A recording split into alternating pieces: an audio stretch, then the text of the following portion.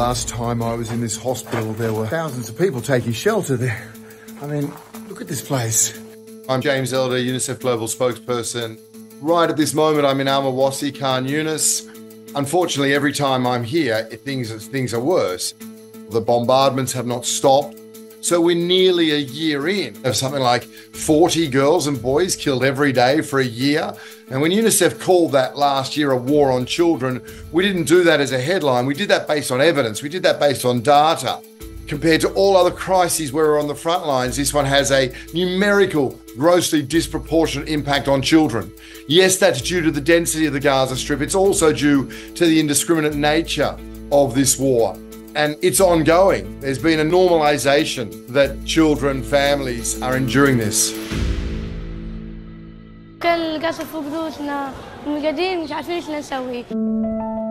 Everyone has lost so much. Everyone's lost a family member. Many have lost many family members. They've lost their homes. They're in tents. And because now of all the evacuation orders, these tents are crammed in very, very small spaces. They're almost unlivable situations. Now, Gazans are a proud people. They will set the tents up as best they possibly can, but we've got winter coming. Tents have had wear and tear. So there's a great need for more winter clothing, for blankets, for tents, for tarpaulins, all those things that an agency like UNICEF normally provides.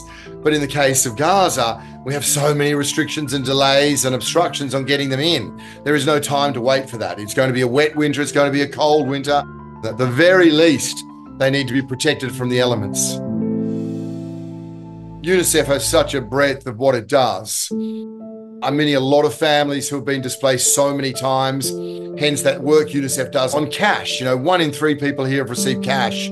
So I spend a lot of time seeing those programs, and I spend a lot of time in hospitals that are war zones. The floors, the corridors are absolutely packed. Children with amputations in immense levels of pain without the antibiotics they need, without the painkillers they need, because there's been a systematic devastation to the healthcare system. A couple of days ago in a hospital, again, seeing these children with these grotesque wounds of war, and the burns are some of the hardest things to see. I try to compel myself to look. There was a little boy, Hamid, and he's got 4th degree burns. I didn't know there was such a thing as 4th degree burns. And his father does everything he can. He gets the dressings changed every other day as ordered by the hospital. But, he doesn't now have the money for the ointments. And at the same time, the little boy who needs skin grafts doesn't have enough clean, fresh skin to do skin grafts. These kind of images, despite everything parents are doing, are very, very frequent. And I wish I had good news stories. When polio came, it hadn't been here for a quarter of a century. That speaks to the devastation of a public healthcare system. But also what happened during that was we saw that you could have these small pauses. More than 500,000 children were vaccinated.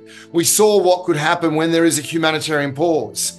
The only time we've had a proper humanitarian pause was when the vast majority of hostages were freed last November. So clearly, extended pauses, ceasefire, call them what you will. That's how you get hostages home. That's how you end that unimaginable torment for families in Israel and hostages here in Gaza. That's how you flood the Gaza Strip with aid. And that's how, as a mother said to me, with a ceasefire, she could promise her child that she would go to sleep and wake up the next morning. Parents can't make that promise to their children in the current circumstances.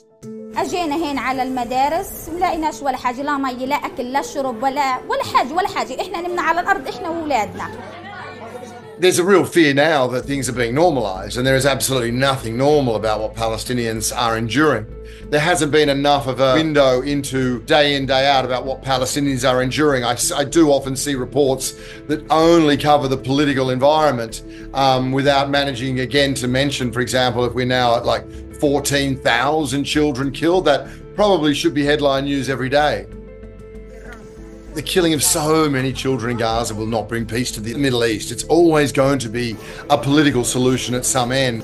And it seems, that so many people around the world have that sense, but the leadership that counts doesn't. And at the moment, children keep picking up the tab for that.